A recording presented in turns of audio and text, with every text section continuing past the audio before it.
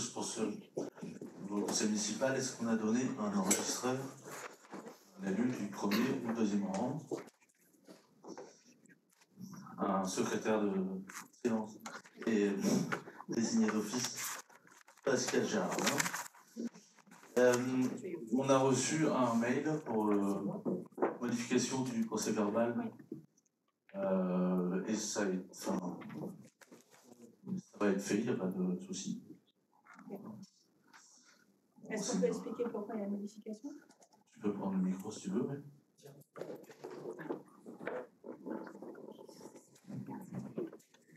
Bonsoir.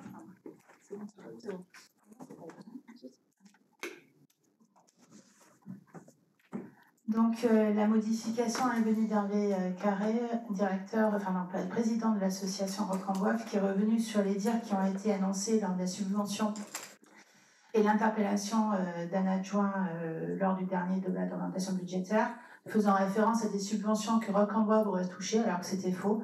Donc les modifications qu'a demandé Roc-en-Boif, c'est la modification du PV pour revenir à des faits réels. Il a apporté ce matin la preuve que les nombres de subventions qu'il a touchées, c'est bien 2. Et donc, il demande à ce que le PV soit modifié pour lui permettre de le voter, sinon il ne le voterait pas. Voilà, on a parlé la dernière fois sans avoir d'éléments précis. On a réajusté, il n'y a pas de débat là-dessus. Et ce qui est sûr, c'est qu'on a toujours souhaité soutenir Roc-en-Boif et on le fera toujours à l'avenir.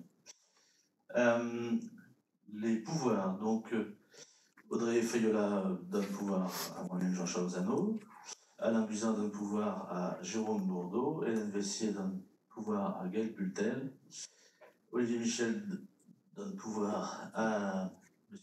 Terrasson, Stéphane Lamy donne pouvoir à Mme Sorin, Élodie Fournier donne pouvoir à M. Josso, Élodie Lagrange donne pouvoir à M. Charrier, Philippe Landais donne pouvoir à Mme Popinet et Hervé Carré donne pouvoir à Mme Ruy Carpentier. On pense à lui ce soir. Alors,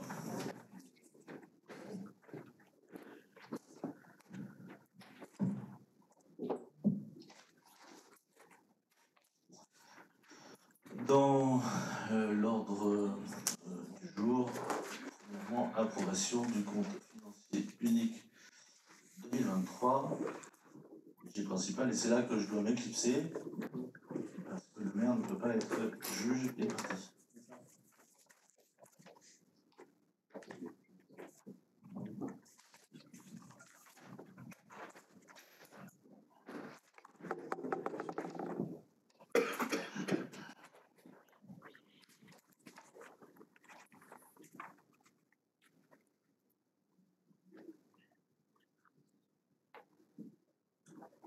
Donc, bonsoir à toutes et à tous.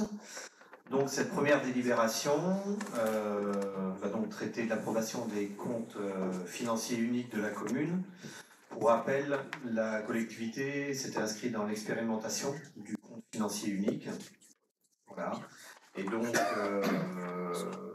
on rappelle dans la délibération que ce fonctionnement du compte financier unique entraîne des échanges de données entre le service de gestion comptable de Poitiers et le service financier de la commune, afin d'assurer des éléments exactement similaires. Les comptes qui vous sont proposés au vote sont ceux qui ont été présentés lors du DOB. Il n'y a aucune modification. Voilà, donc il vous est rappelé le résultat de fonctionnement d'1 655 041,63 € et le résultat du budget d'investissement d'1 133 520,27 €. Il vous est donc demandé de voter cette délibération. Avant cela, peut-être y a-t-il des questions? Non. Donc, qui est contre? Qui s'abstient? Donc, je vous remercie. La délibération est adoptée et Jean-Charles peut revenir.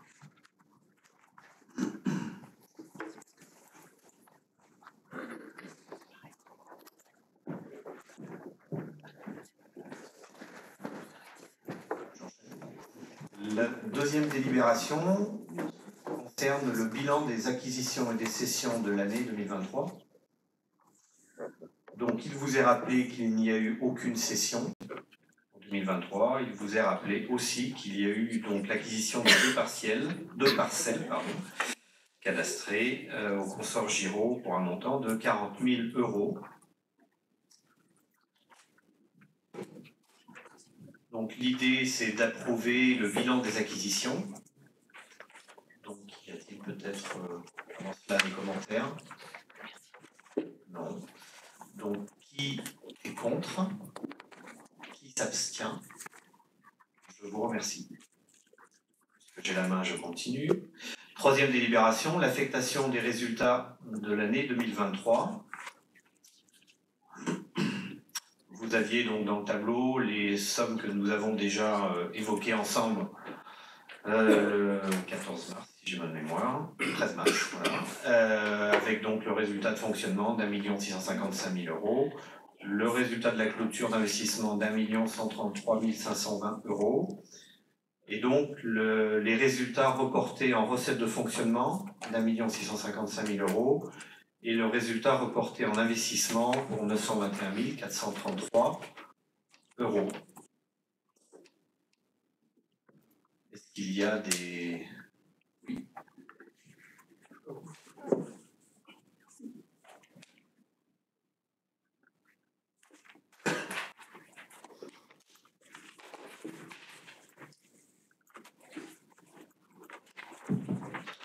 Bonsoir à toutes et à tous.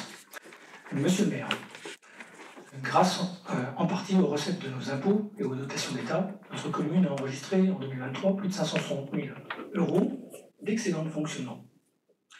Vient s'ajouter pour la clôture de cette section le reliquat des exercices précédents, soit plus d'1 million €. Notre commune présente ainsi un résultat de clôture 2023 de plus d'1 655 000 € pour la section de fonctionnement. Belle cagnotte, me direz-vous. La logique d'une gestion communale veut que l'excédent obtenu à partir de la recette de la section de fonctionnement favorise soit l'amélioration du fonctionnement des services communaux, soit l'amélioration du fonctionnement des associations, soit la constitution de réserves foncières, soit le financement de nouveaux projets d'investissement hors emprunt.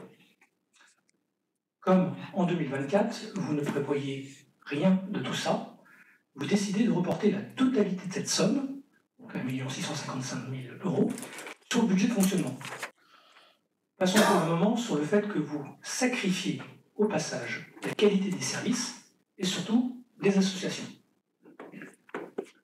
En se situant dans une optique de prudence totale, comme vous nous l'aviez annoncé, la logique attendue et courante voudrait que 60% de cet excédent soit consacré à financer les projets d'investissement en 2024.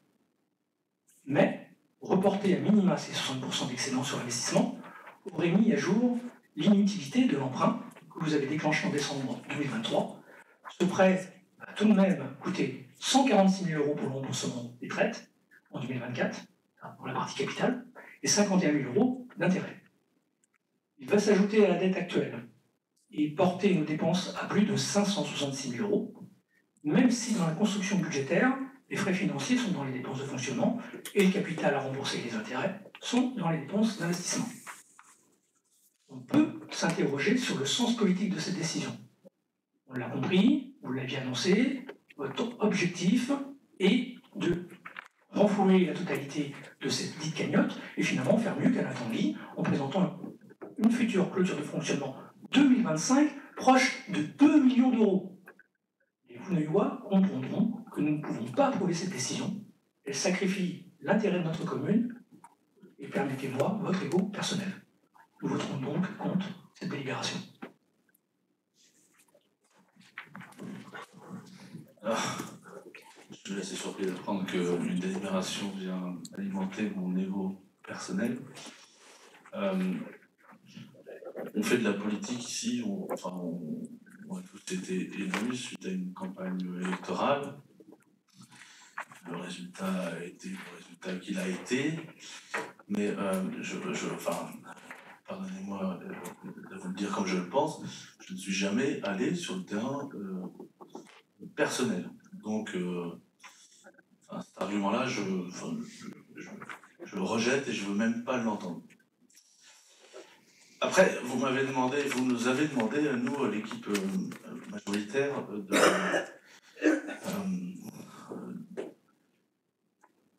de respecter nos promesses de campagne.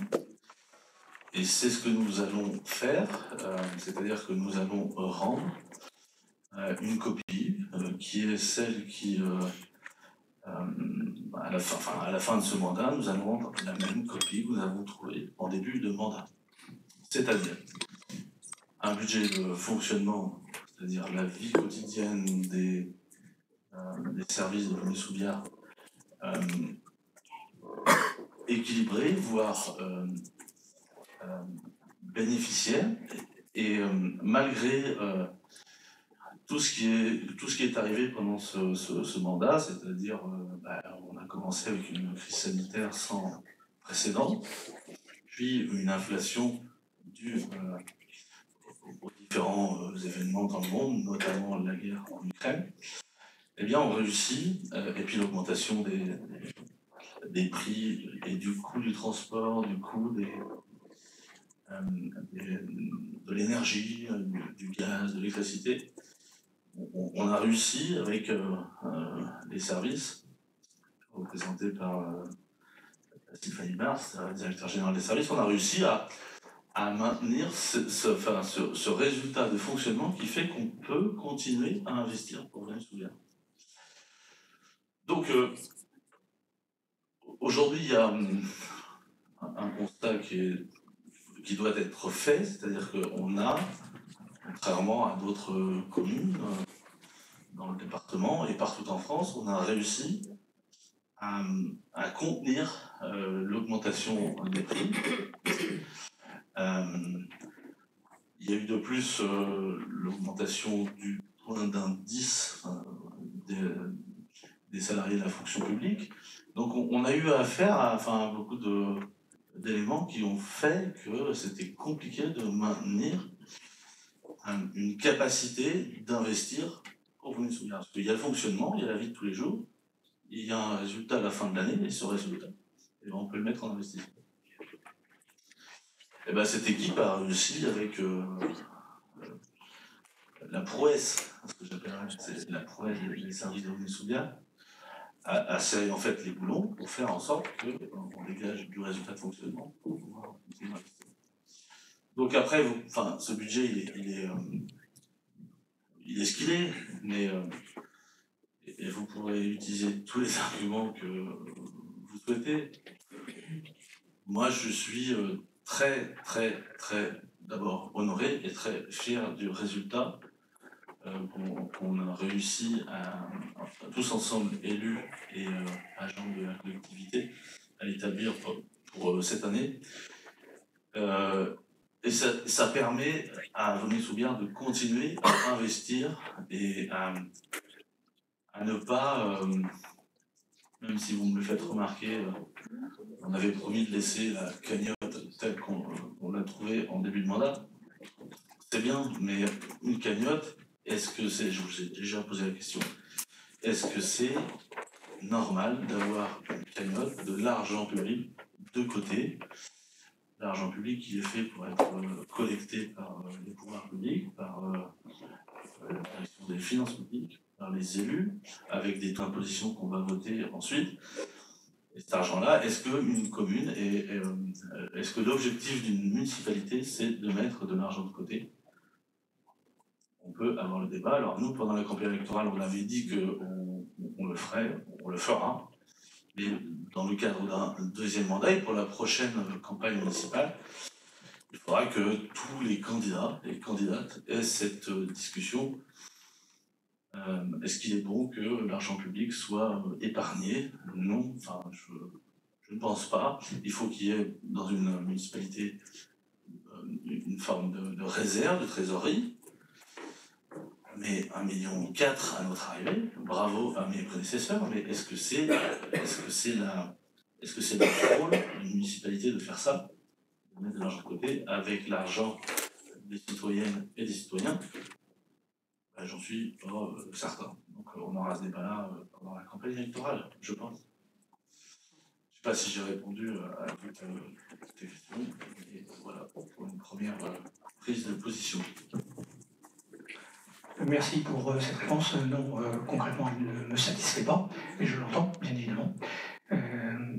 On se rend compte que sur les différentes années, l'excédent, enfin le résultat de fonctionnement, effectivement, est en hausse, alors que depuis le début du mandat, vous arriviez à transférer une partie en investissement. Cette année, effectivement, il y aura 0 transfert en section d'investissement. On ne peut pas dire ça, Jean-Luc, pas du tout. Mais en fait, j'ai pas envie de refaire le dogme ce soir. C'est déjà suffisamment long comme ça est pénible, parfois, mais je pense qu'on ne peut pas dépeindre la situation comme étant... Alors, au début, on nous a dit qu'on dépensait trop, maintenant on nous dit qu'on ne dépense pas assez. Moi, j'ai le sentiment qu'on essaye de faire des projets, d'avancer. Je ne pense pas que la qualité du service public se dégrade, malgré tous les problèmes que l'on a pu rencontrer, comme partout, les hausses de prix, les effets du Covid et autres. Je pense qu'on essaye d'avoir des budgets censés équilibrés, qu'il y a peut-être des années où on réalise plus de choses que les années suivantes. Parfois, on a des décisions qu'on voudrait appliquer en 2023 qui s'appliquent en 2024. On va en parler tout à l'heure sur les APCP, mais en fait, en réalité, on a un programme d'investissement régulier, un programme de fonctionnement qui est maîtrisé, des services qui font des efforts pour faire les économies là où elles doivent être faites, sans pour autant sabrer la qualité du service public. Et je crois qu'au contraire, on essaye d'être dans l'équilibre, en étant suffisamment dynamique, tout en ne partant pas à l'aventure voilà, sur des investissements ou des dépenses inconsidérées.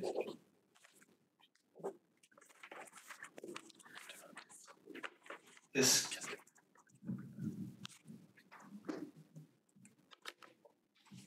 Oui, mais on reporte, oui, alors les investissements qu'on reporte, en fait, on les reporte comme chaque année. On a des investissements qui sont envisagés, votés, qui sont plus ou moins réalisés et reportés dans le temps. Après, on n'a aucune... Je pense qu'on n'a aucune décision, aucun fonctionnement différent de ce qui s'est passé dans les années précédentes.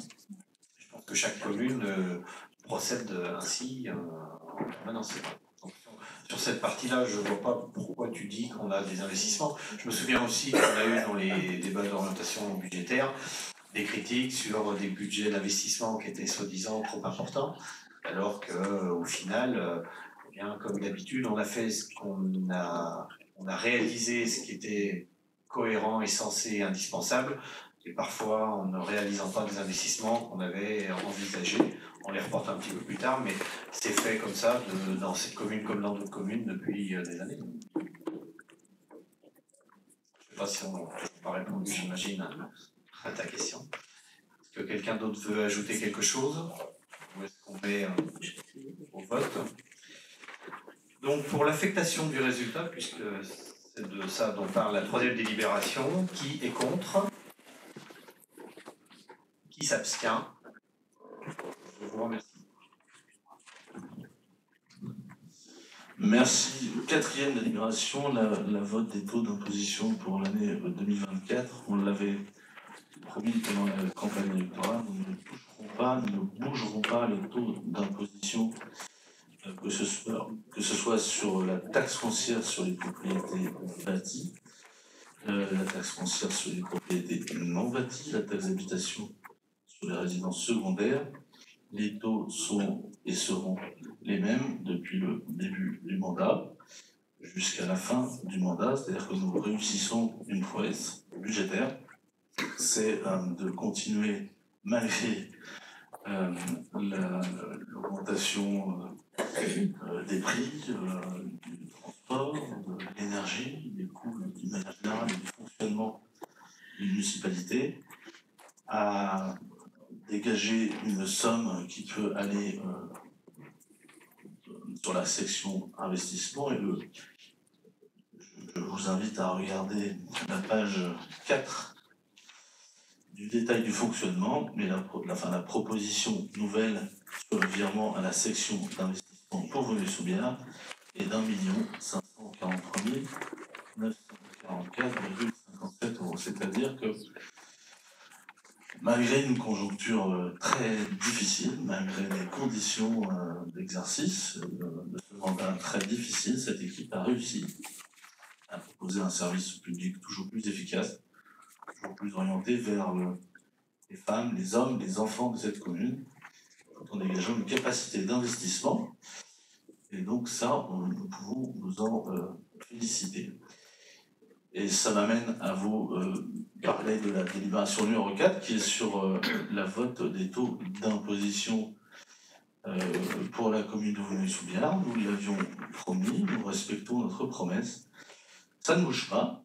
La taxe foncière sur les propriétés bâties est globalement de 42,53%.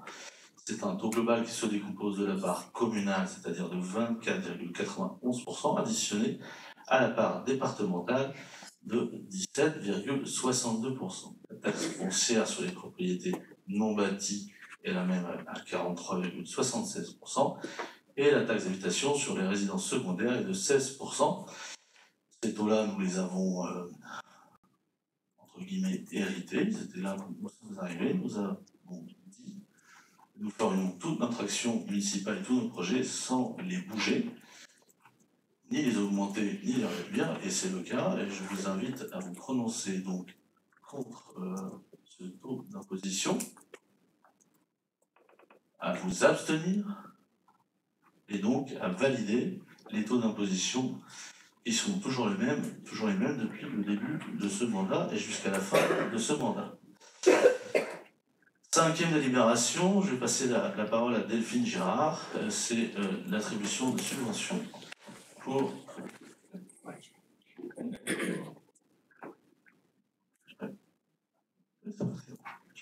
On se remarque juste, je pense, avec M. Hubert, la manière dont vous avez fait valider effectivement cette délibération. Si vous voulez bien la reformuler, il n'y a pas d'ambiguïté. Qui est contre? Qui s'abstient? Qui est pour? Je vois pas ce qu'il y a. Très bien. 5e délibération, on va parler des subventions à nos associations qui font vivre la commune. Delphine. Elle est là. Tu mets le tableau, Sylvain, s'il te plaît. Alors, bonsoir à toutes et tous. Donc, les subventions. Donc, on n'a pas le total en bas. Donc, cette année, par rapport aux subventions, les montants qui vous sont proposés représentent 9% de moins que l'année dernière. On est dans la rigueur du temps actuel et aussi dans la rigueur des fonds publics de dire aujourd'hui que les associations qui ont des besoins, bien évidemment, on a un fonds de réserve pour les soutenir. J'y reviendrai après. Les associations, du moins les nouvelles associations, seront soutenues. Et celles qui ont une trésorerie avec un petit peu d'avance, eh bien, il est vrai que les demandes de subvention n'ont pas été accordées dans leur totalité. Quoi qu'il en soit, chaque association sera accompagnée sur ses projets comme d'habitude. Les subventions, ce n'est pas que financier, c'est aussi tout le soutien matériel qui est mis à la disposition des associations. Je pense à la maison des associations, je pense aux CREPS, je pense aux minibus. Et en parallèle, il y a toutes ces charges énergétiques, etc., qui engendrent forcément un coût pour la municipalité. Par rapport au débat d'orientation budgétaire, vous avez remarqué très certainement qu'une ligne a changé, qui est celle du divers non affecté dont je parlais tout à l'heure, qui est là pour pallier aux urgences ou aux difficultés qu'une association pourrait avoir, ou un projet qui sortirait dans le cours de l'année et qui nécessiterait d'être aidé financièrement. Donc le montant qui était à 10 000 est passé à 15 000. Vous nous aviez fait la remarque par rapport à la subvention exceptionnelle de magistrale. Vous aviez demandé à ce qu'un traitement d'égalité soit fait entre les associations et vous trouviez que cette subvention exceptionnelle de 5 000 € pour magistral n'était pas justifiée. Donc on a entendu votre remarque, c'est aussi l'intérêt d'un débat. Donc voilà, donc par souci d'équité entre les associations, la ligne subvention exceptionnelle a été retirée et du coup, divers non affectés est passé de 10 à 15 000. Vous avez des questions? Claire? Nous allons voter contre cette baisse de 25 000 € des subventions, divers non affectés inclus. Il n'y a aucune appréciation qualitative, ni de prise en compte des services rendus aux Veneuillois. L'épargne de chaque association a été le levier principal de cette baisse qui représente 0,4% des dépenses de fonctionnement.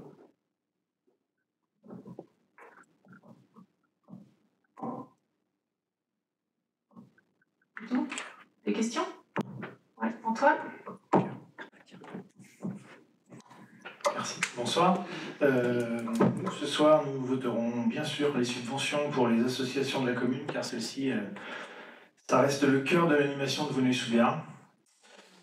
Merci de nous avoir écoutés et d'avoir retiré la seule subvention exceptionnelle pour permettre cette équité entre toutes les associations. Malgré tout, nous regrettons la forte baisse de ces dotations sur les associations culturelles, loisirs divers et surtout sportives, principalement l'année des Jeux Olympiques en France. Ça, c'est bien dommage.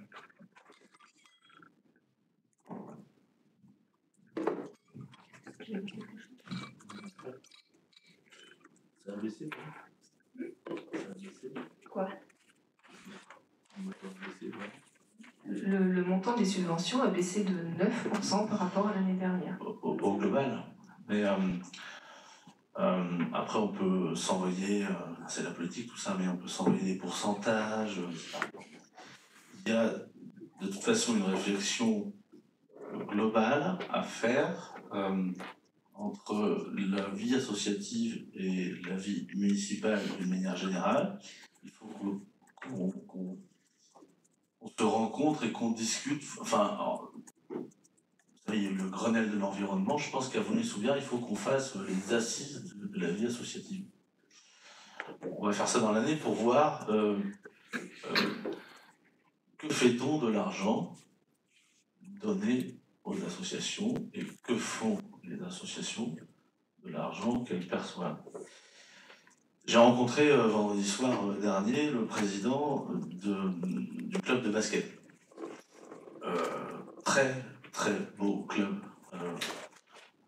dans le département. Je crois que c'est le premier en termes de nombre de licenciés les enfants, les jeunes et puis les féminines. L'histoire n'est pas à refaire, c'est un club qui compte dans le département.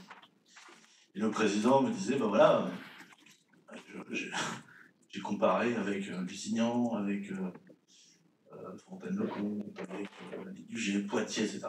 Donc, on arrive à un moment où le club de basket de Pouziou-Veneuil a besoin, pour passer un cap, d'avoir en permanence un coach salarié.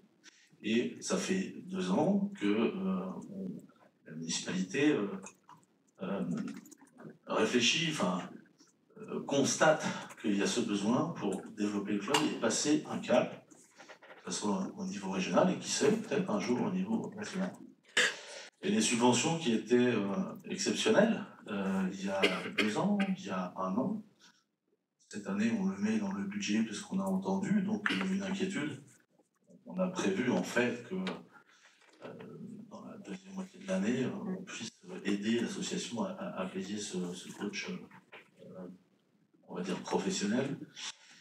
Il va falloir réfléchir à pérenniser cette subvention. Donc on y va étape par étape.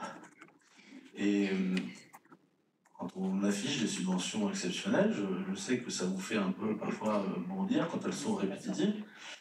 Mais là, on arrive à un point, après la discussion que j'ai pu avoir avec le président, où il va falloir admettre et comprendre que la municipalité doit accompagner le club vers un échelon supérieur. Mais tout cela, la vie associative à Aulnay-sous-Béarn avant, depuis 20, 30, 20 ans, 30 ans, c'était je remplis un dossier de subvention, le même que l'année précédente, et je l'obtiens.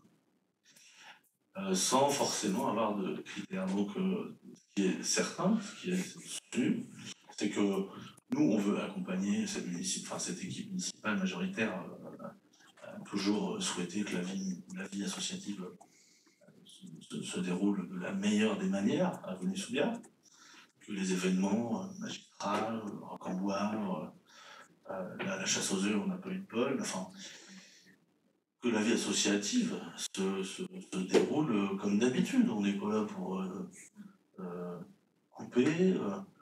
S'il faut augmenter, on augmentera, mais dans un cadre budgétaire contraint. Donc voilà, il y a des associations qui ont des besoins qui évoluent avec le temps. Là, j'ai entendu le club de basket.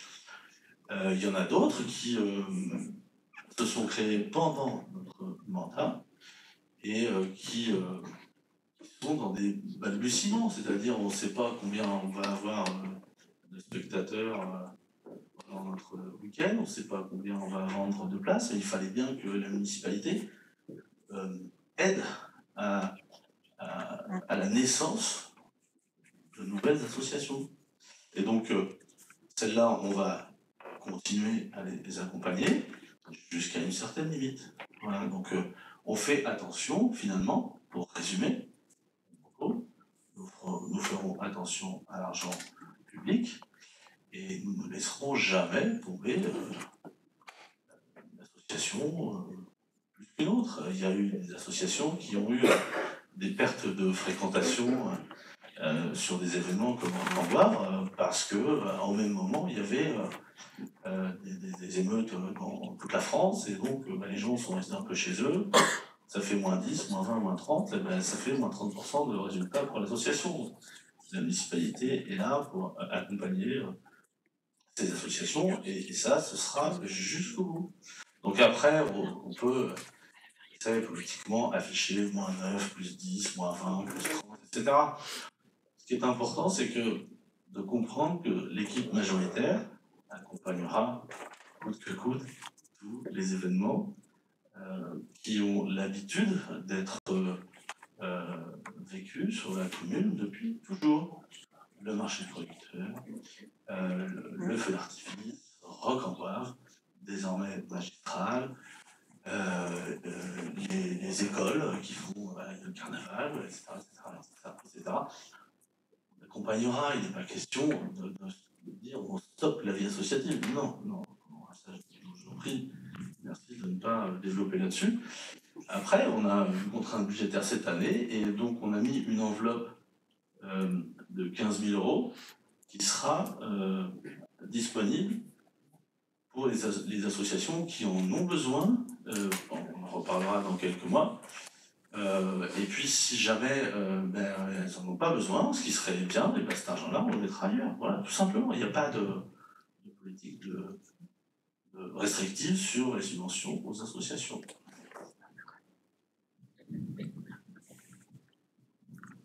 On passe au vote. Qui est contre? Ah, pardon. Je ne prendrai pas part au vote. Oui.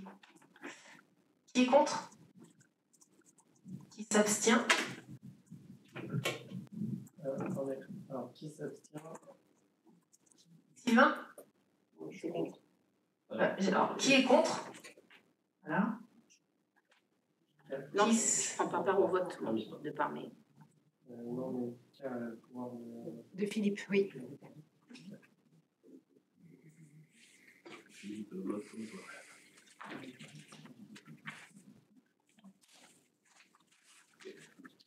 Qui s'abstient? Adopté. Merci. Donc j'enchaîne avec la 6e délibération. L'idée dans cette délibération, c'est de revisiter le calendrier des paiements envisagés. Vous savez que dans le cadre des procédures dites APCP, en fait, on a une gestion pluriannuelle des dépenses. Et donc, on vous a présenté dans cette délibération les 3 grandes thématiques sur la rénovation énergétique du groupe Camille Desmoulins, la création d'un terrain de sport en gazon synthétique et l'aménagement du cœur de bourg de quartier de Pouziou, avec donc la ventilation des dépenses réalisées et à réaliser pour ces 3 projets, avec donc un calendrier un peu réajusté sur les dates d'engagement de ces dépenses. Donc, il vous est présenté ce nouveau calendrier et donc on vous sollicite pour savoir si vous l'approuvez ou non. Peut-être y a-t-il avant cela des questions. Sylvain. Oui. Nous avions posé la question à Sylvain par mail si on pouvait dissocier les trois votes, enfin les trois objets du vote. Donc Sylvain nous a fait une réponse tout à fait judicieuse, nous disant que c'était l'impratique habituelle de présenter les trois ensemble. Donc nous nous abstiendrons sur cette délibération.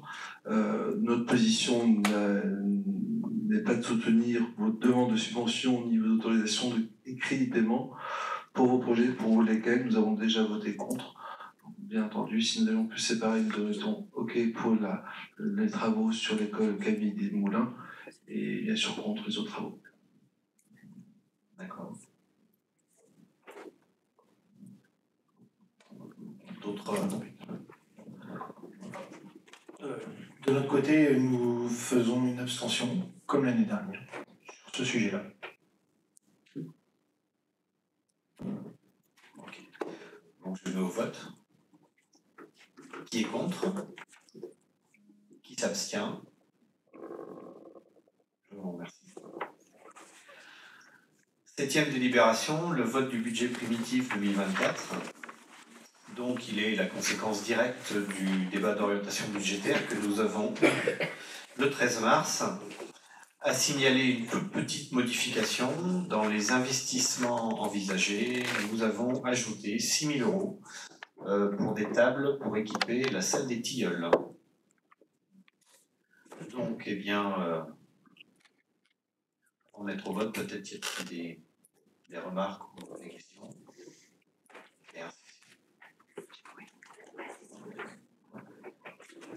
On va commencer. Vas-y. Alors, vas-y. Économie, prudence et précaution et comparaison avec les autres communes, ce sont les mots qui définissent votre position et vos orientations pour l'année 2024 lors du dernier conseil il y a 3 semaines. Économie, prudence et précaution. Mais comment une commune qui avait une assise financière plutôt confortable avant votre mandature est-elle arrivée cette année en 2024 à mettre en avant la nécessité de reconstituer une épargne? C'est une vraie question. Car en 4 ans, où sont vos projets structurants réalisés? Il n'y en a à ce jour aucun encore. Pourtant, nous reconnaissons que les idées ne manquent pas. D'une demande d'un éclairage de l'actuel stade de foot au centre attendu par l'association de foot, vous proposez la création d'un stade de foot synthétique sur Pouziou. D'une proposition de réalisation d'une halle de marché, vous proposez la revitalisation du cœur de bourg de Pouziou avec la construction de logements de communes.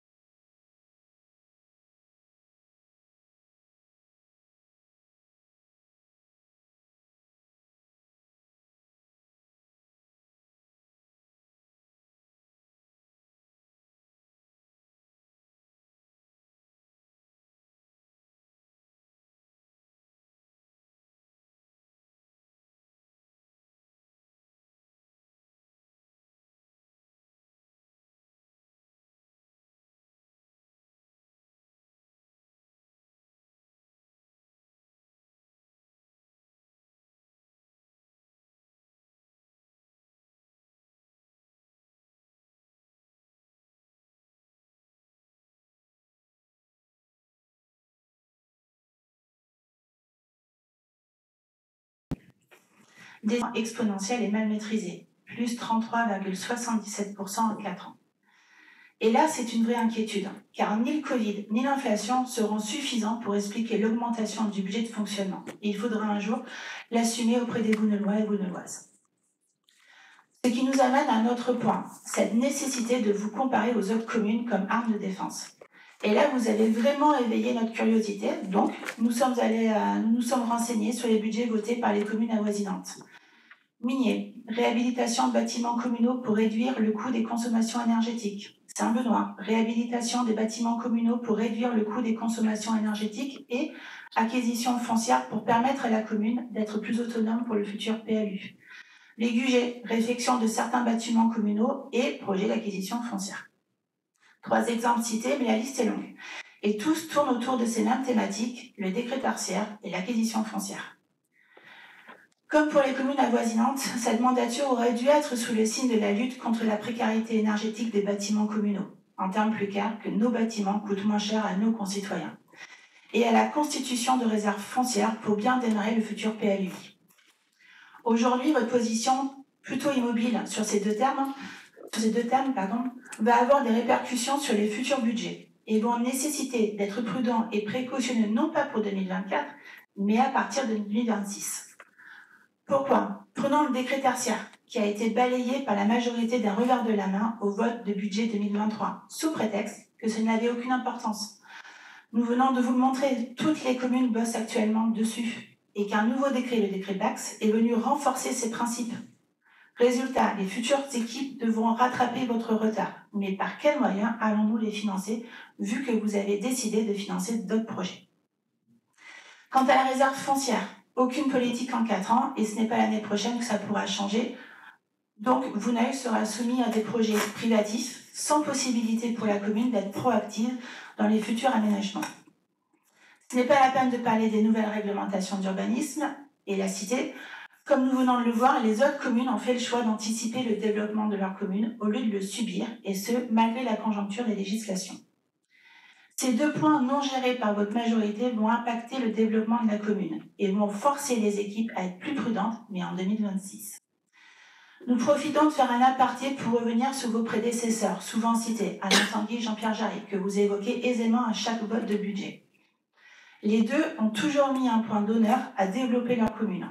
Ce sont leurs stratégies d'acquisition foncière, avec des projets portés par la commune, qui leur ont permis d'avoir des budgets de fonctionnement de qualité et des budgets d'investissement réalistes et d'ampleur. Il est fort étonnant d'entendre, encore cette année, notamment lors du débat d'orientation budgétaire, des remarques sur la gestion des budgets d'Alain Tanguy. Il est reconnu par tous comme étant une personne qui a toujours très bien géré les deniers publics comme un bon père de famille, et ça, c'est son expression. Ce n'était malheureusement pas un homme qui aimait communiquer, ni ne souhaitait attirer les lumières, ni sur lui, ni sur son équipe. C'était une vraie erreur, il est vrai aujourd'hui, car à ce jour, bon nombre de vos projets que vous reprenez sont des projets qui ont été préparés par Alain Tanguy.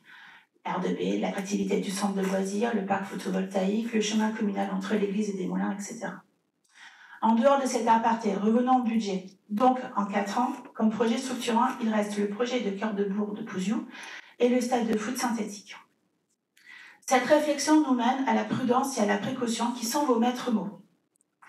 La présentation de votre budget, vous avez dit en commission finances et repris lors du débat d'orientation budgétaire, nous irons jusqu'au bout des projets de Pouziou, stade synthétique et cœur de bourg. Comme annoncé en commission d'urbanisme hier soir, ces projets sont toujours sujets à recours. Comment une commune qui se veut si prudente et si précautionneuse est prête à investir 2,7 millions, excuse-moi, partons sur des milliards, avec un potentiel recours sur ses propres projets? C'est là votre principale incohérence budgétaire. Le budget communal est constitué à partir de deniers publics de nos concitoyens et vous le savez très bien. Vous n'avez pas le droit de prendre des risques avec.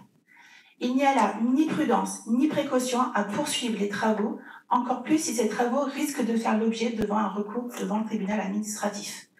Personne, je dis bien personne, ne peut savoir qui gagnera devant le juge. Mais si vous perdez, le bilan sera le suivant. Perte de 2,7 millions d'investis sur les 2 projets, remboursement de toutes les subventions et financement de la démolition de tous vos projets. Qui devra payer ces dépenses? La réponse est simple, ce sont nos concitoyens. Et ça, vous n'avez pas le droit de le faire. Pour toutes ces raisons, non pas que votre budget 2024 soit illusoire, il est même plutôt transparent. Mais pour être précautionneux, prudent, ne se limite pas à le répéter de nombreuses fois lors du débat d'orientation budgétaire, pour le faire croire. Vos actions doivent aussi le refléter, ce qui n'est actuellement pas le cas. Bien au contraire, derrière ces mots se cache en fait un vrai risque pour la commune. En omettant d'expliquer à la population les conséquences financières, en s'obstinant à engager des travaux sur des projets qui ont des recours, ou en omettant de travailler sur les obligations que l'État vous impose. Il est certes facile pour vous de faire croire aux gens que nous sommes une opposition contre tout. Nous ne sommes pas contre tout, nous l'avons même déjà démontré. Par exemple, nous avons même montré notre capacité à chercher des solutions sur des projets que nous ne portons pas. C'est l'exemple de l'emplacement réservé sur Pouziou.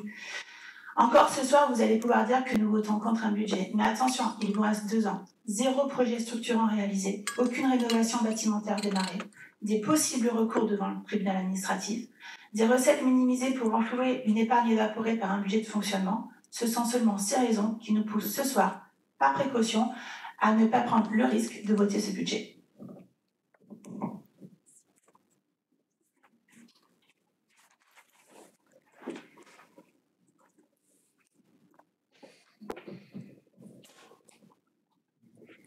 Je poursuis donc. Monsieur le maire, vous avez une tendance naturelle à qualifier les propos des oppositions, dès qu'ils ne sont pas additionnels aux vôtres, comme étant des propos électoraux. Il n'a jamais été question pour nous de nous enfermer dans une opposition systématique. Nous avons toujours démontré que nos divergences se fondaient sur des enjeux réels et qu'elles pouvaient participer à la construction de l'avenir dans une démarche commune, pour peu que vous acceptiez de prendre en compte les alternatives qui vous sont proposées. Le moment du vote n'est plus celui de la prise en compte des propositions. Nous sommes là pour éclairer les citoyens face à un discours ambiant.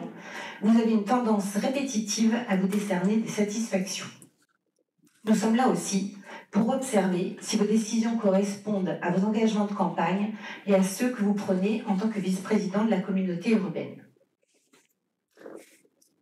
Passons à l'examen du projet de budget que vous nous proposez. Prenons tout d'abord la section de fonctionnement.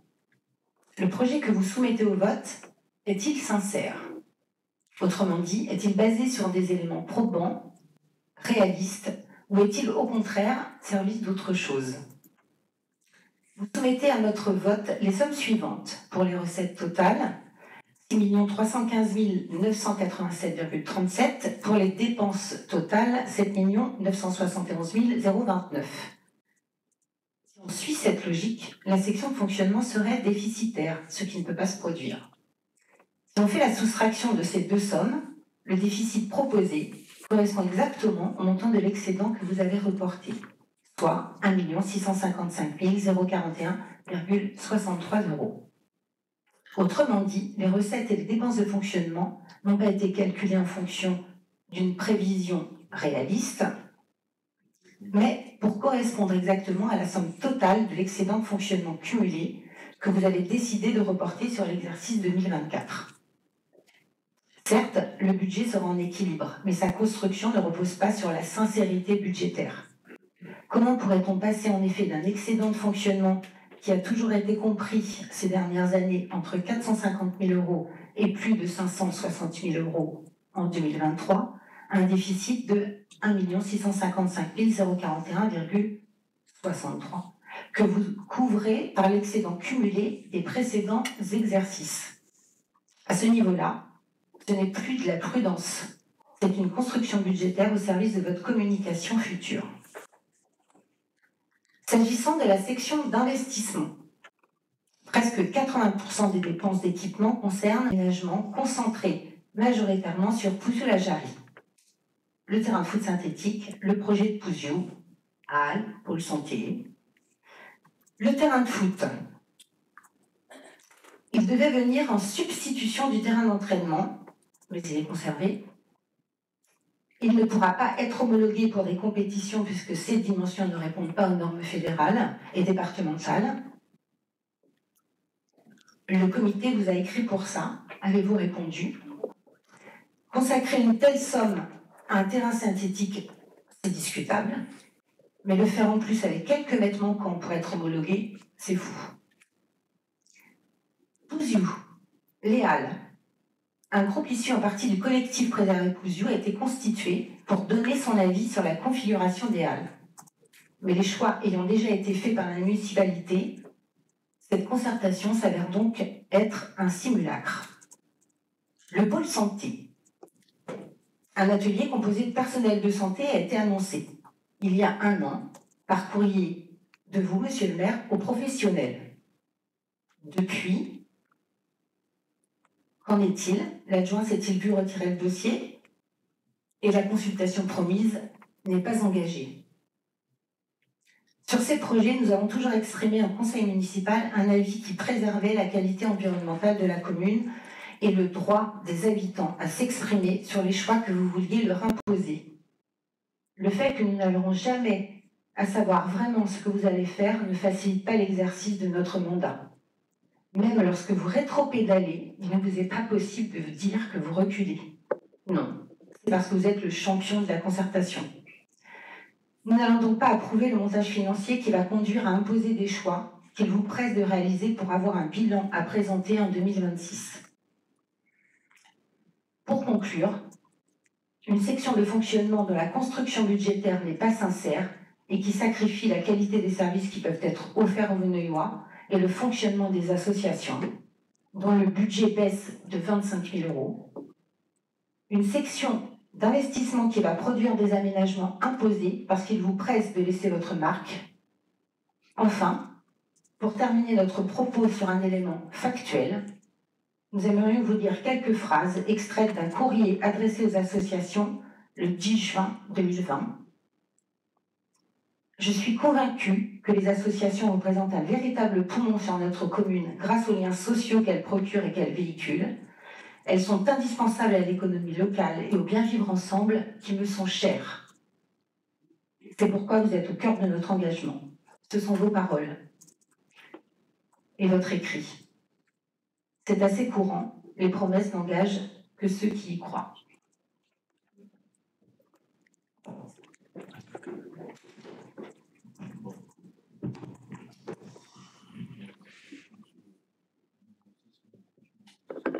On va commencer à parler un peu de... Je répondrai, parce qu'il y a des questions techniques, budgétaires, et des questions d'ordre de choix politique. Je vous répondrai sur les choix politiques, mais les choix, enfin, sur le début de votre argumentation, 1,6 million, enfin, c'est incompréhensible. Je te demande de rectifier le tir, parce que franchement, ça n'a aucun sens. Je voulais rebondir, j'ai aussi bien préparé de toute façon tout ce soir, mais j'ai pas, je ne peux pas souscrire à l'idée qu'on soumet un budget qui va être illégal, puisque forcément, voilà, c'est quand même ce que j'ai entendu. Je réécouterai après l'enregistrement. Et par contre, non, on n'a pas un budget de fonctionnement qui va devenir déficitaire. Ça, c'est pas possible. C'est pas du tout ce qu'on a présenté. Donc, en fait, sur cette partie-là, je comprends pas ce que tu dis. Donc, je reprendrai les chiffres, mais on reprendra les chiffres si tu veux tous les deux, mais c'est pas possible. On n'a pas un déficit de fonctionnement. On aura toujours un excédent de fonctionnement qui sera attribué à la partie investissement. Sur le reste, je pense que je vais laisser revenir sur tout un tas de sujets qui sont plus politiques. Mais sur l'aspect budgétaire, on a des budgets qui sont établis avec beaucoup de précautions, avec beaucoup de prudence, en envisageant, comme j'ai dit l'autre fois, des dépenses qui seront sans doute un peu plus qui sont exagérées dans notre budget par rapport à ce qui va se réaliser. On est pessimiste un peu sur les recettes de fonctionnement pour justement ne pas se retrouver dans une situation que tu décris là, où on aurait un déficit de fonctionnement.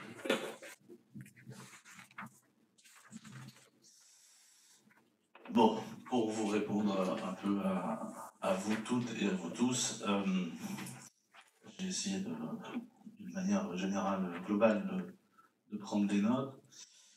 Alors, comparer Mini-Ausence, Venay-Souviard, Saint-Benoît et Ligugé, enfin, prend des ratios au niveau départemental, au niveau régional et au niveau national. Évidemment que comme Mignosan, ça a à peu près le même nombre d'habitants que nous, on se regarde et en plus nous sommes mitoyens.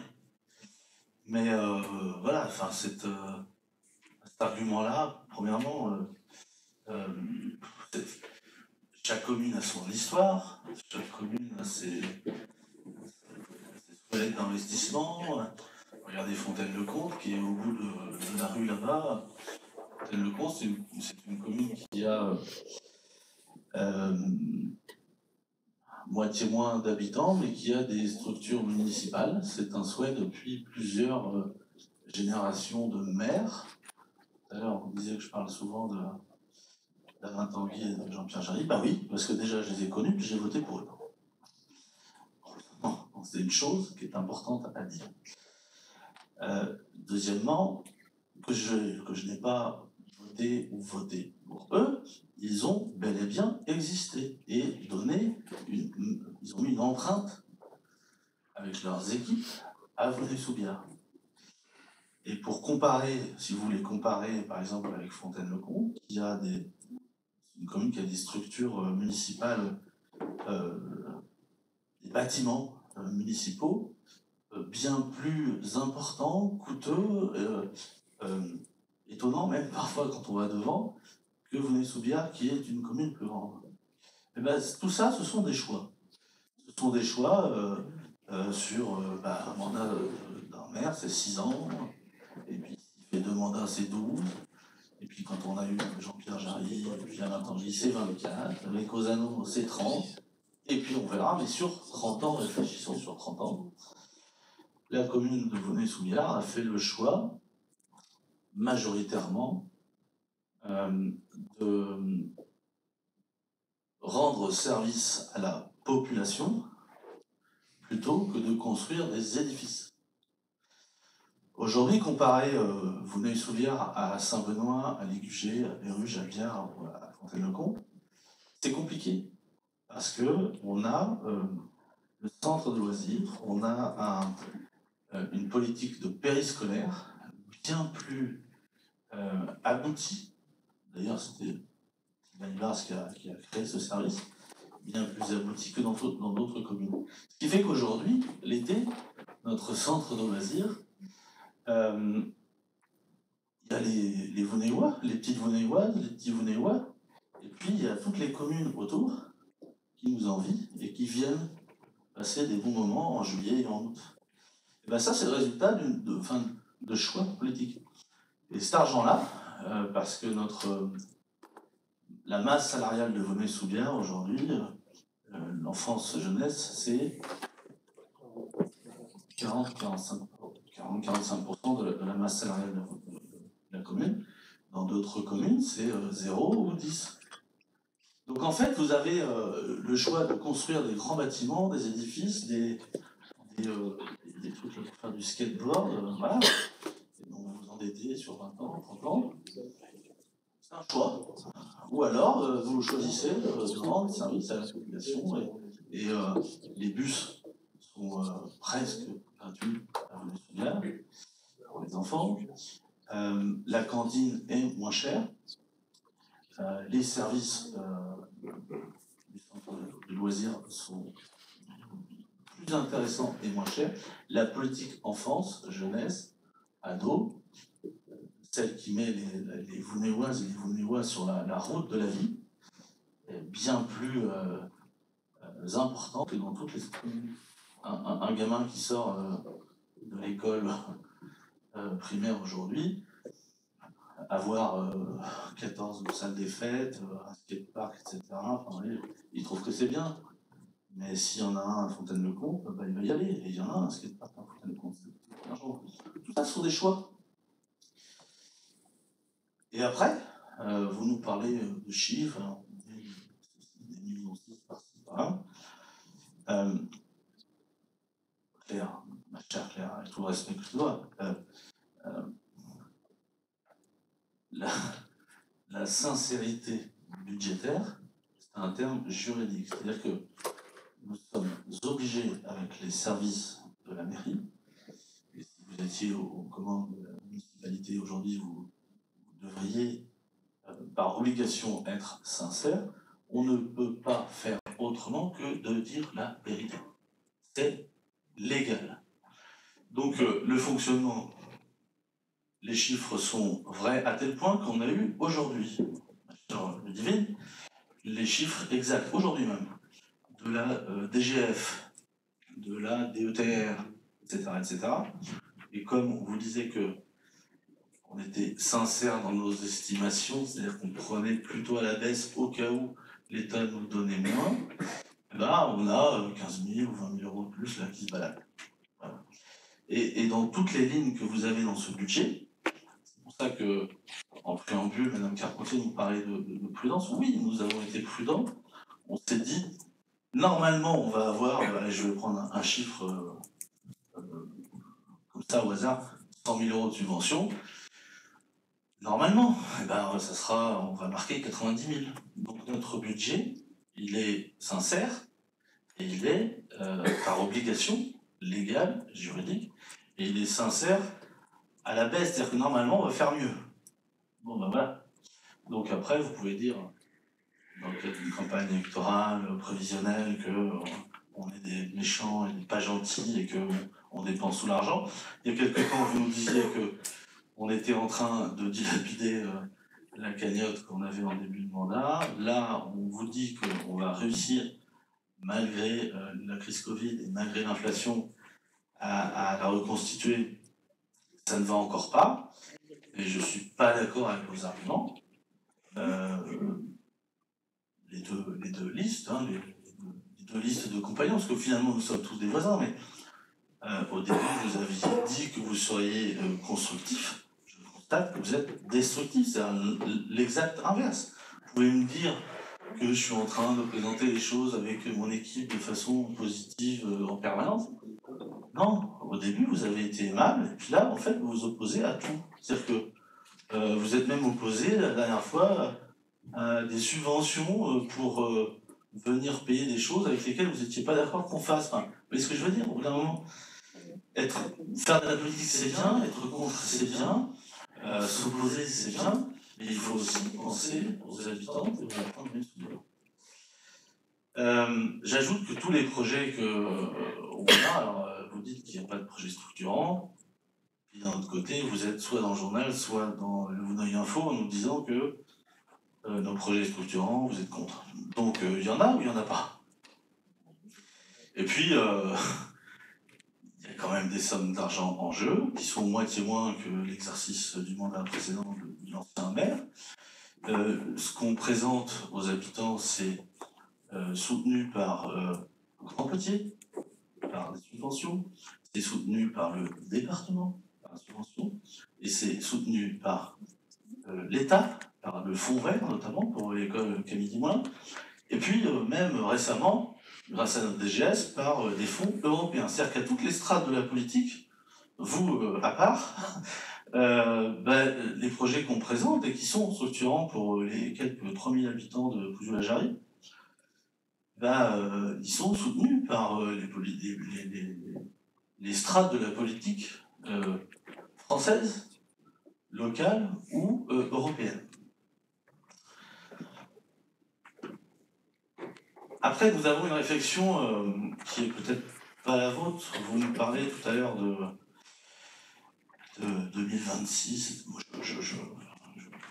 évidemment qu'il y aura le sujet. Vous avez déjà écrit, vous, une des deux équipes, sur le fait est-ce que vous pensez pas à 2026. Moi, je ne me suis jamais prononcé là-dessus. Je ne le ferai pas ce soir.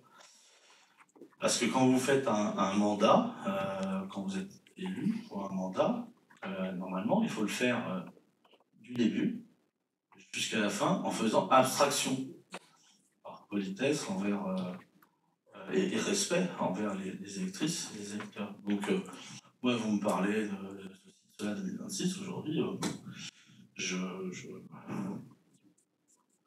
sais rien, on verra. Ce qui est important, c'est de savoir si on pourra exécuter et mettre en place la politique et les promesses de campagne qu'on a faites en 2018, 19 et 20. On verra donc à la fin de la foire, si je peux m'exprimer ainsi. Après, sur la rénovation de Camille Desmoulins, sur votre beau souhait d'une dimension, d'une politique écologique, vous dites que nous sommes prudents, trop prudents. Il y a 2 ans, 3 ans, il y a Verbatim, il y a les procès-verbaux, vous disiez qu'on n'était pas assez prudents. En fait, quoi qu'on fasse, ça ne va pas. Il y a une chose que vous ne prenez pas en compte, à mon sens, c'est le contexte. Le contexte a fait qu'on a fait une campagne en 2018 et 2019 avec un accroissement de la richesse française et un PIB qui augmentait fortement, un chômage qui baissait fortement, une dette qui était, contrairement à aujourd'hui, à peu près contrôlée, maîtrisée. Et puis entre les 2 tours, quand on s'est tous affrontés lors de cette élection municipale, entre les 2 tours, il s'est produit quelque chose de dingue, c'est que le monde entier s'est arrêté.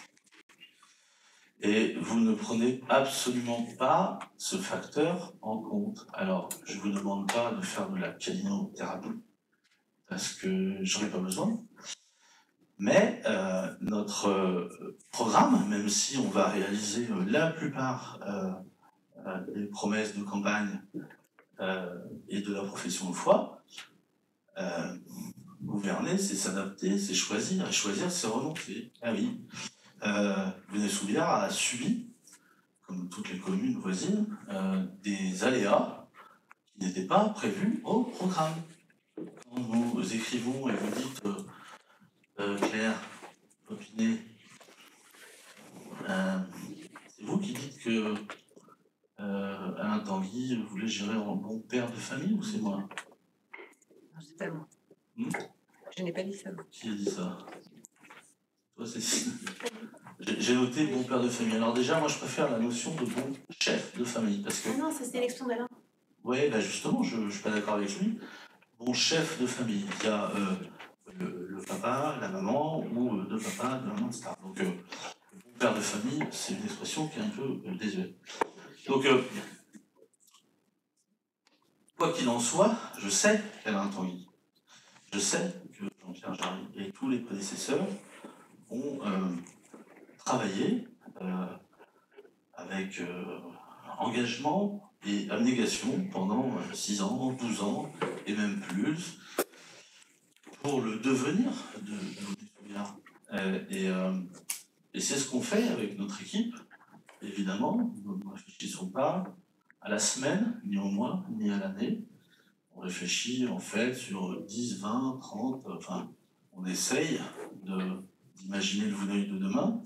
Et comme nous savons que nous serons partis, certainement, probablement avant les 30 ou 50 prochaines années, nous savons pertinemment que nous sommes en fait de passage pour passer et donner le relais, le témoin qui va faire que Venez-sous-Biard se portera bien. Et aujourd'hui, si je dois donner un compliment, faire un satisfecit à Alain Tanguy, Jean-Pierre Jarry, Venez-sous-Biard est une ville qui est belle, qui est bien organisée, qui dégage en fonctionnement, mais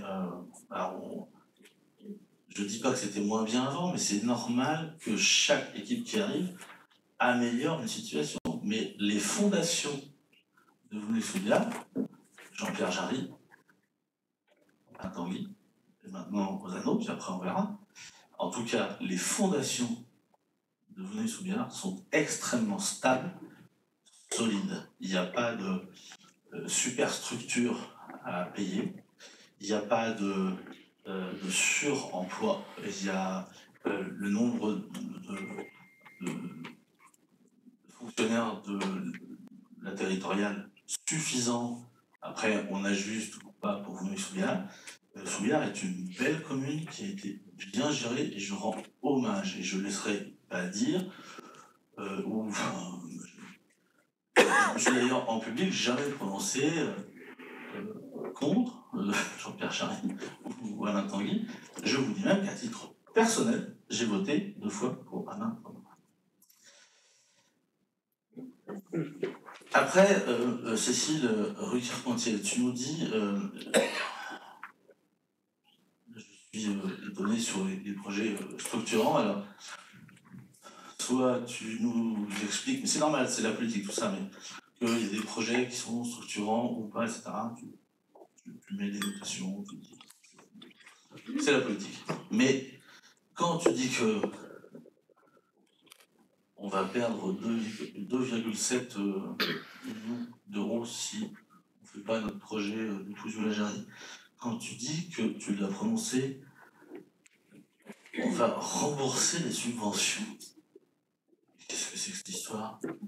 Non. Tu l'as prononcé, c'est voilà, tout à l'heure.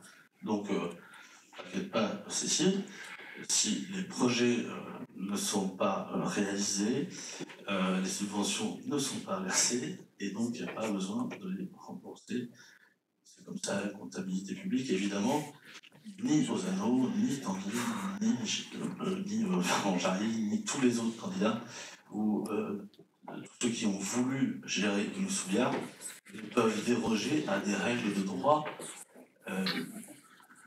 classiques, et on ne peut pas y déroger.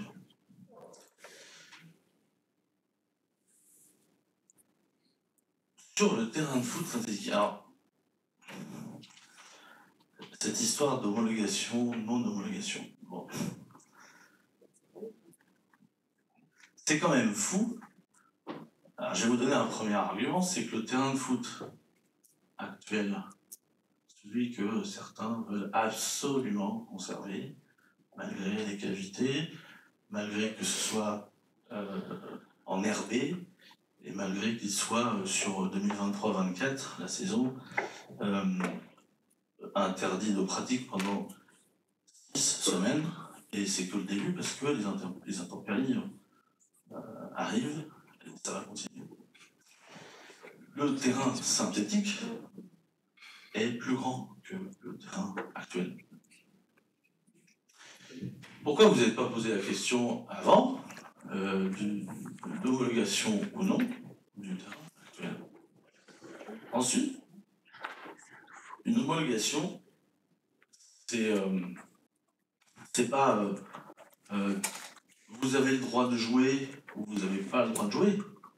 C'est une homologation pour qui, pourquoi, pour quel type d'entraînement, pour quel type de match, pour quel niveau. Bon. Ce terrain de foot synthétique, en discussion avec le club de foot unifié Vouneuil-Béruges, va servir de terrain d'entraînement. Enfin, il y aura très très peu, à mon avis, il n'y en aura pas même une période de fermeture parce que c'est un terrain synthétique. Il va même pouvoir récupérer l'eau pour arroser en plein été le terrain d'honneur. Ce terrain va être homologué T6. C'est ça? Alors, il ne sera pas homologué T5, T4, T3, T1, T2. Il sera homologué T6, c'est-à-dire que pour 90% des joueurs du club, joueurs et joueuses de Vouneuil-Souliard, les U11, les U9, U11, U13, U15, U17, les féminines, les seniors, équipe 3, 4, 2, etc. Il y a l'équipe 1 qui pourra faire évidemment des entraînements, et pendant que d'autres clubs ne pourront pas s'entraîner, l'équipe 1 pourra s'entraîner. Puis ils feront leur match, l'équipe 1, sur le stade d'honneur, et généralement il arrive qu'il y ait, quand on peut jouer nulle part, quand même des dérogations pour jouer sur un terrain qui est un peu plus petit. Alors aussi une histoire de mètres, hein, c'est 5 mètres par-ci par. Donc, évidemment, ce terrain est homologué, il sera homologué à un certain niveau. Par exemple, à titre de comparaison, si je dois faire une petite métaphore, votre votre voiture personnelle est homologuée pour aller sur la route. Est-elle homologuée pour aller sur un circuit? Non, parce qu'il faut des freins, un casque, des ceintures différentes pour vous protéger. Et donc, votre voiture est bel et bien homologuée jusqu'à un certain point. Et donc, certains ou certaines ici ont voulu expliquer qu'on faisait un investissement dans le vide, mais 90 ou plus même % des joueuses et des joueurs, et surtout des enfants, des collégiens et de l'école d'à côté, Cousteau, pourront évidemment jouer sur ce terrain. Donc, moi je veux bien qu'on nous fasse des leçons, mais on n'est pas le PSG, on n'est pas Rennes, on n'est pas Lyon, on n'est pas l'OM, on n'est pas Bordeaux. Et si ce jour-là, si un jour ça arrive, qu'on monte en Ligue 2 ou en Ligue 1, vous me trouverez peut-être en tant que bénévole dans le club, parce que j'adore le foot, mais il faudra à ce moment-là prévoir un terrain de foot homologué T5, T4, T3, T2, enfin voilà. Donc arrêtez de dire ça, c'est tout simplement un mensonge, et c'est presque... c'est un mensonge. Stop là-dessus. Alors, je suis désolée, je vais reprendre la parole parce que... Oui.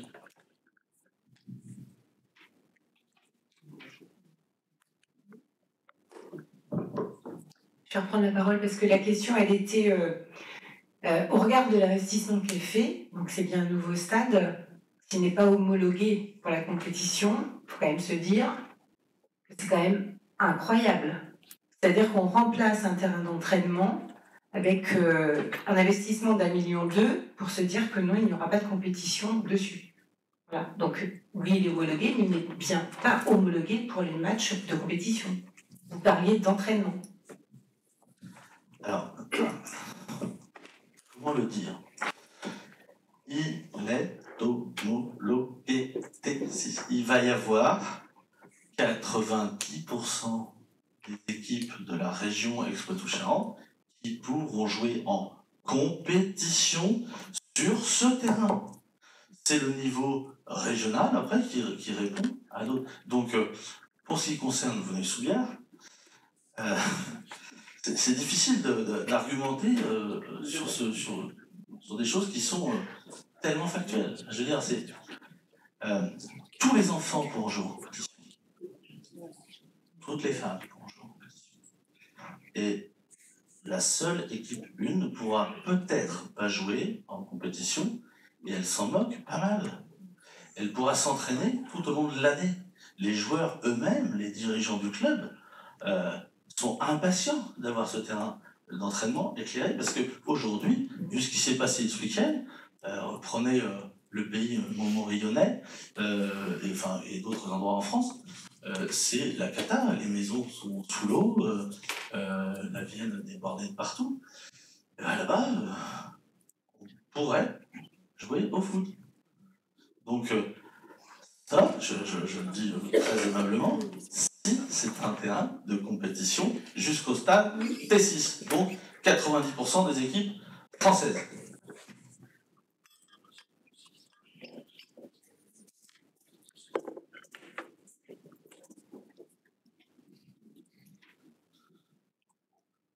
On passe au vote.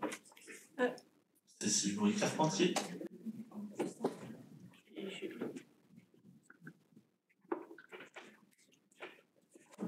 Je tenais juste à préciser que nous n'avons jamais voté contre une subvention, pour commencer, et que la notion de perte financière, c'était uniquement lié, s'il y a un recours et que vous perdez devant le tribunal administratif, si ça va jusqu'au tribunal administratif. Le tribunal administratif, c'est entre 12 et 18 mois. Si vous continuez à faire vos travaux, les travaux seront réalisés avant, donc perception des subventions. Et si vous avez un recours et que vous perdez, là, il y aura bien remboursement. J'ai juste dit ça. C'est tout. C'est bien de préciser. Et effectivement, votre équipe ne vote pas contre des subventions, même si elles sont contre un projet. Elle préfère qu'on ait des subventions pour que ça coûte le moins cher possible à Venay-Soulières, ce qui n'est pas le cas de l'autre. Je l'ai déjà dit en public, nous sommes dans le cas de Bon, on passe au vote. Qui est contre? Qui s'abstient? Adopté, merci. Alors, délibération numéro 8, mandat au centre de gestion de la fonction publique territoriale de la Vienne. Alors, il s'agit d'une délibération un peu technique qui propose au conseil municipal, après en avoir discuté, délibéré, de se joindre à la convention de participation dans le domaine de la prévoyance que le centre de gestion de la Vienne prévoit de conclure, conformément à un nouvel article, le 25.1, l'ordonnance ne rajoute pas ce détail, et donne mandat au centre de gestion de la Vienne pour lancer la consultation nécessaire à la conclusion de la convention de participation et autorise le maire à effectuer tout acte en conséquence. Est-ce qu'il y a des remarques ou des questions? Qui est contre? Qui s'abstient? Adopté, merci. Délibération numéro 9, création d'un poste d'animateur territorial à temps complet à compter du 1er juillet 2024. Je vais retrouver la bonne page.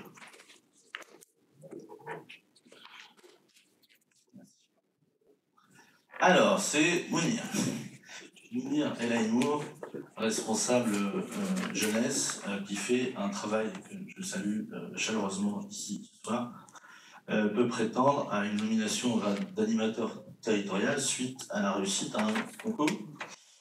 On vous propose donc, par cette délibération, de créer ce poste d'animateur territorial à temps complet à partir du 1er juillet, de modifier le tableau des effectifs et d'inscrire au budget des crédits correspondants. Je tiens, encore une fois, à préciser nos chaleureuses salutations et la réussite qui est en train de s'opérer au sein de Venay-sous-Biard par Mounir El Aïmour. Les jeunes se croisent, se connaissent, passent un peu moins de temps sur les écrans, font plein de choses avec lui. Il y a de la cohésion, voilà, tout simplement.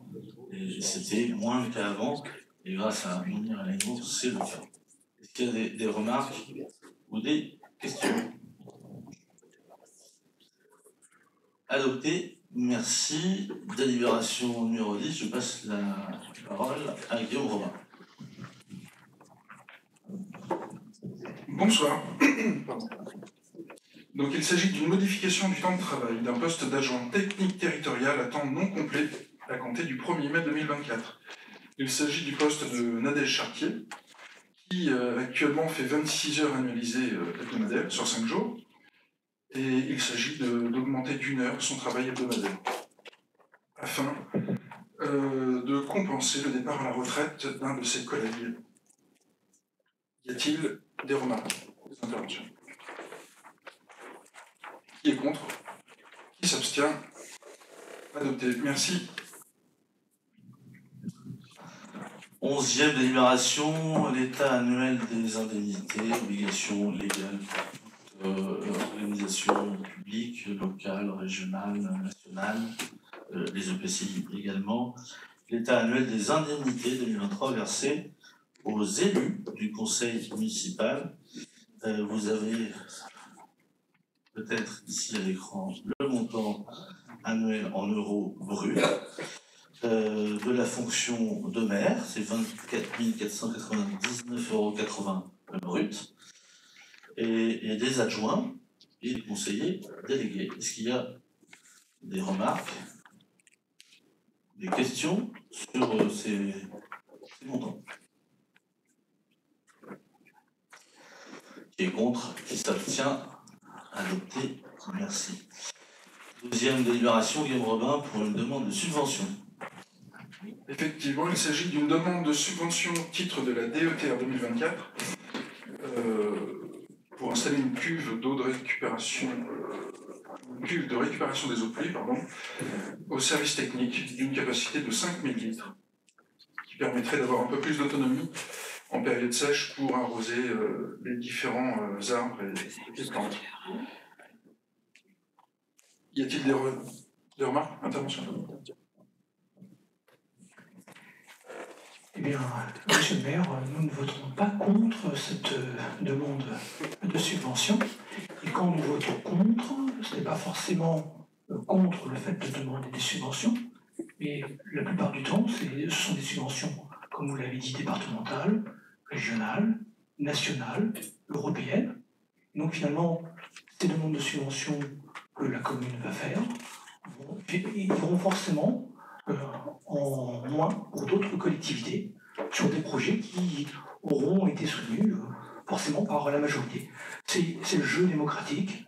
Nous sommes contre certains de vos projets et nous allons jusqu'au bout. Et effectivement, c'est ce qui nous différencie dans la manière d'agir. Vous le disiez tout à l'heure, ce n'est pas comment dire, un père de famille, c'est un chef de famille. Effectivement, monsieur le maire, vous êtes le chef de notre commune. Peut-être un jour, une chef.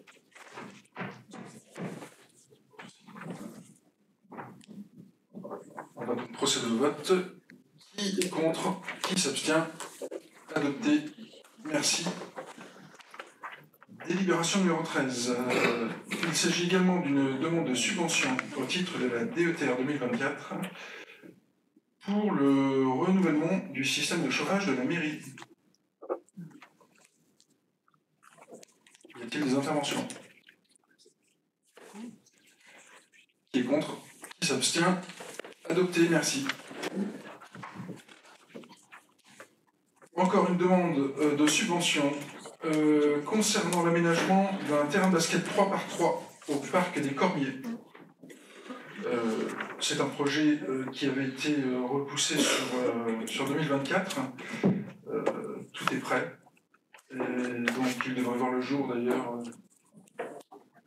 d'ici cet été logiquement.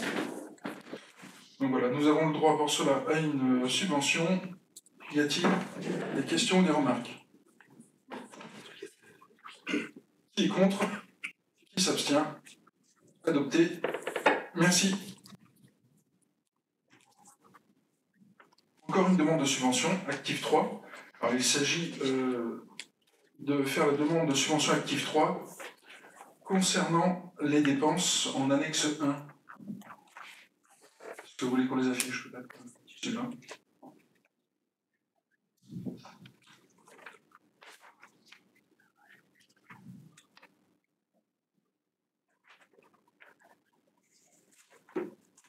Il y a l'acquisition d'un écran pour cette salle, afin d'y voir un peu plus clair.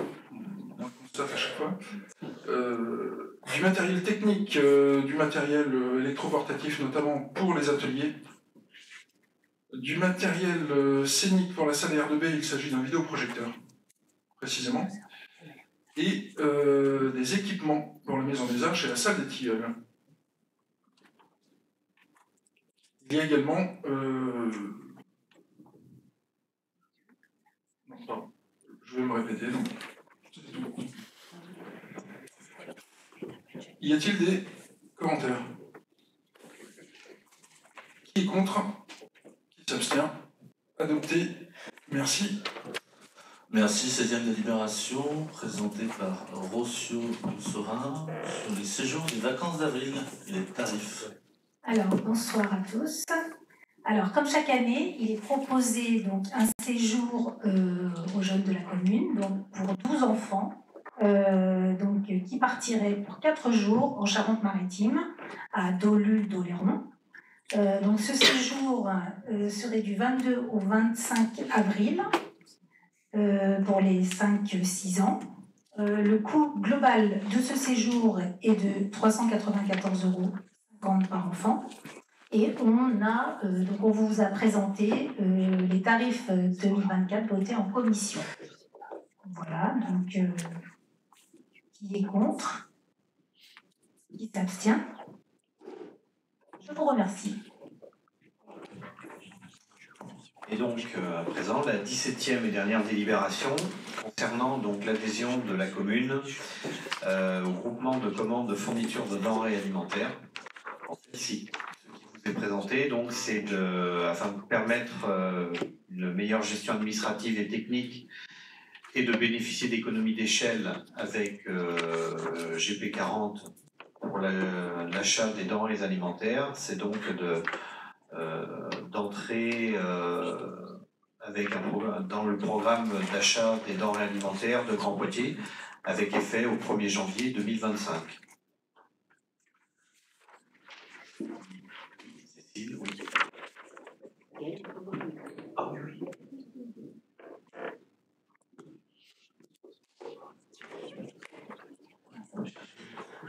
Juste une question, et peut-être que je suis passée à côté, je m'en excuse. Aujourd'hui, vous l'avez sous bière et ces cantines sont connues. En fait, les enfants ils mangent plutôt bien. Et la part de la consommation locale de circuits courts est assez importante. Au travers de cette convention, la part des circuits courts sera de combien par rapport à celle de Vouneuil? Est-ce qu'on gagne ou est-ce qu'on perd? En dehors du prix qu'on va gagner sur l'achat groupé, c'est au niveau de la qualité des produits. Alors, moi, je ne sais pas te répondre sur cette partie-là. En gros, c'est les mêmes producteurs, pour l'instant, qui sont référencés et qui ont accepté d'abaisser leur prix si plusieurs communes s'alliaient, comme c'est le cas, comme la délibération vous le propose aujourd'hui, pour faire des achats groupés, donc une baisse des prix. Donc c'est ni plus ni moins. Après, le PAT, le plan alimentaire territorial de Grand Poitiers, va faire en sorte de produire des fruits, des légumes locaux. Donc de plus en plus de circuits courts, ils seront intégrés à ces centrales, à cette centrale d'achat évidemment, prioritairement. Donc il y a une volonté politique forte, au-delà de Vouneuil-sous-Biard, de faire des circuits courts, de faire des cultures bio. Mais pour l'instant, intégrer cette centrale d'achat, cette cellule d'achat, vise à faire des économies à Vouneuil-sous-Biard pour la même qualité. Alors, on ne votera pas contre, hein, c'est pas la question. Juste, on espère que si vous voyez que la qualité se dégrade, vous avez un moyen de pouvoir partir et de rester sur des qualités qu'on avait jusqu'à présent. C'est juste une précision. Alors, cette délibération vise à nous autoriser à acheter, mais ne nous oblige pas à acheter. C'est-à-dire que si on trouve moins cher ailleurs et meilleur, voilà. Donc c'est la liberté d'entrer dans ce groupement, mais évidemment que le groupement d'achat va pas venir ici nous auditer pour savoir si on a acheté tout chez eux. Donc c'est un avantage concurrentiel, probablement. Notre directeur général des services et les services ont constaté qu'on pourrait acheter quelques denrées moins chères et faire des économies substantielles sur le budget de fonctionnement qui ne sera jamais déficitaire puisqu'on n'en a pas le droit, mes chers collègues. Oui, alors moi je voudrais rebondir. J'ai lu le projet de convention qui était annexé du coup aux délibérations. On a quand même une obligation en fait, une fois qu'on est engagé. On ne se retire pas comme on souhaite. D'autre part, en plus vous dites que si on trouve moins cher, on peut aller ailleurs. C'est pas vraiment vrai. Aujourd'hui, on travaille avec combien de producteurs et combien vont travailler avec nous justement avec cette convention? On le sait. Est-ce que ça sera que du produit local ou est-ce que ça va être aussi du produit européen? Puisque on laisse le commandement en fait à la ville de Poitiers pour décider de ce que mangeront nos enfants. On n'aura plus en fait quand on lit la convention aujourd'hui, on parle uniquement d'économie, d'achat groupé, mais on ne parle pas de qualité de service. Mais c'est à titre personnel, vous pouvez aller dans une grande surface acheter un poulet d'élevage aux antibiotiques qui vient d'un autre pays de l'Europe. Et puis si vous préférez, vous allez dimanche matin sur un marché local, un éleveur de poulet de Marigny ou de je ne sais quelle commune voisine, et qui vous certifie, photo et des certificats à l'appui, qu'il a élevé lui-même son poulet sans antibiotiques. C'est plus cher. Donc la question, c'est pas d'être Grand Poitiers dépendant ou pas Grand Poitiers dépendant. La question, c'est de nourrir nos enfants à un prix convenable et avec des denrées alimentaires saines. Et ça, c'est pas les élus qui le font, ce sont nos services. La commande politique qui est faite, et que ce soit, j'imagine, quand même sur lesquels on est d'accord, vous, les autres, nous-mêmes, on ne touche pas à nos enfants, on essaye de les nourrir sainement, et puis en tant que bon chef de famille, on essaye d'avoir un prix respectable pour la cantine. Moi, j'ai juste une dernière question. Nos responsables de cantine, de Desmoulins et de Cousteau ont été associés à ce projet et sont d'accord avec d'adhérer en fait à cette convention. Alors ça, il faut laisser ça à notre directeur général des services, mais quand vous êtes chef de cuisine, vous avez un programme qui est d'ailleurs qui est fabriqué de concert avec des spécialistes de la nutrition, des diététiciens, des diététiciennes, etc.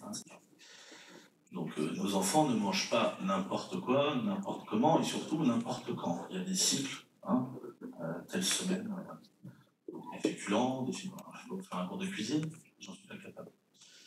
Mais en fait, le chef de cuisine, lui, il respecte scrupuleusement l'aspect sanitaire, l'aspect qualitatif évidemment, mais son directeur général des services lui dit, lorsque tu veux acheter des tomates de saison bio et locales, c'est là. Et c'est pas là. Voilà. Donc, dans une pyramide de services, il y a forcément, à un moment donné, des gens qui négocient des prix, qui sont des dirigeants, qui réfléchissent pour les autres. Et puis après, il y a les exécutants, même s'ils sont des catégories dans la fonction publique supérieure, à qui on dit c'est là que tu dois acheter, ça a été négocié en amont. Voilà, donc, évidemment qu'il y a des discussions globales, et puis il y a pour les responsables de service, c'est plutôt un montant à l'année, une enveloppe, on va dire, je sais pas, 50 000 € d'achat de fruits et légumes et viande. On avait budgété 40 000. Si on va t'aider en faisant voter une délibération où les prix sont plus bas pour les mêmes produits, et fais attention à répartir tes achats sur l'année pour arriver à 40 et non pas 50. Évidemment, dans les entretiens individuels et au quotidien, les chefs de service et le directeur général de service vont communiquer sur tout ça. Très bien. Bon, nous, on s'abstiendra sur cette délibération parce que, au vu de la convention, aujourd'hui, on n'est pas sûr du maintien de la qualité des services ni de la qualité en fait des aliments. Dans cette convention, rien n'est noté par rapport à ça. Juste pour apporter une précision, donc nous on est en lien avec la centrale d'achat de Grand Poitiers sur différents domaines très, très nombreux et assez vastes. Pour citer un des derniers pour lequel on avait contractualisé, c'était ce qui était téléphonie mobile, donc qui a permis pour le même service, voire meilleur, de réduire la facture par 3. Donc voilà, c'était quand même très intéressant pour la commune. Là, on a étudié, on a eu l'information le 15 mars, donc il fallait se positionner pour signer la convention, et eux, de leur côté, vont passer l'appel d'offres là dans les mois qui viennent. Donc pour se positionner, nous on s'est appuyé sur les BPU, les bordereaux de prix unitaires qu'ils avaient jusqu'ici. Ce sont les mêmes producteurs que la commune de Vouneuil. Je n'ai pas de référence chiffrée à vous présenter là. Mais par contre, parce que pour certains qui avaient participé à la commission d'appel d'offres des denrées alimentaires, des BPU pour un marché comme celui-là, il y en a un nombre très conséquent. Mais pour chaque BPU qu'on a pu étudier, l'économie était quand même significative pour la commune. Et encore une fois, avec les mêmes fournisseurs qu'on a aujourd'hui. Voilà. C'était pour vous préciser préciser le contexte de la centrale d'achat. Voilà. Et les cuisiniers, oui, ont été associés, on leur a fourni les BPU du marché actuel de la centrale d'achat, sachant que le marché est renouvelé, c'est dans ce cadre-là qu'on peut intégrer la convention. En fait, le marché de la commune de Vouneuil-sous-Biard s'arrête au 31-12. Donc on a deux solutions, soit on rentre dans cette convention, soit on repasse un marché comme on avait fait en 2021, une fois qu'on avait passé le marché des denrées alimentaires. Si je peux intervenir en complément, merci pour cette réponse. Quand il y a d'autres délibérations, on peut prendre par exemple le cas des différentes vacances, où il y a un travail de fond fait en commission pour effectivement définir les différents prix. On peut juste regretter que cette délibération nous est présentée. Oui, ça a été reçu le 15 mars. Et est-ce qu'on a vraiment cette obligation de tout de suite délibérer ce soir? On aurait pu avoir ce travail de discussion entre élus qui aurait certainement conduit au même résultat, avec des éléments simples, codifiés, pour pouvoir finalement répondre à l'ensemble des interrogations qu'on a soulevées ce soir.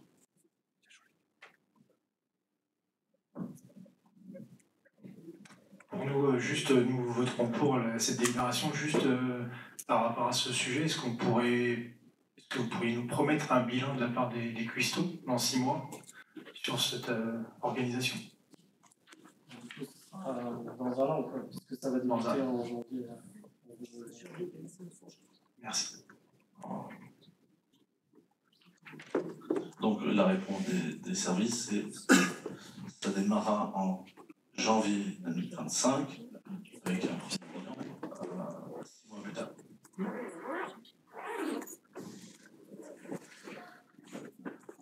Il faut la voter, cette délibération. Qui est contre? Qui s'abstient? Adopté, merci. Vous avez vu dans les informations sur les décisions prises par le maire en vertu de sa délégation générale, la signature d'un devis pour Insert Sud qui vient compléter nos équipes techniques, engagement, entretien annuel et taille des espaces verts sur une partie de la commune. Est-ce qu'il y a des questions? Non. On arrivera à la fin de l'ordre du jour. Est-ce qu'on a 30 minutes maximum prévues dans cette assemblée pour des discussions et des questions diverses? Claire Poupinet.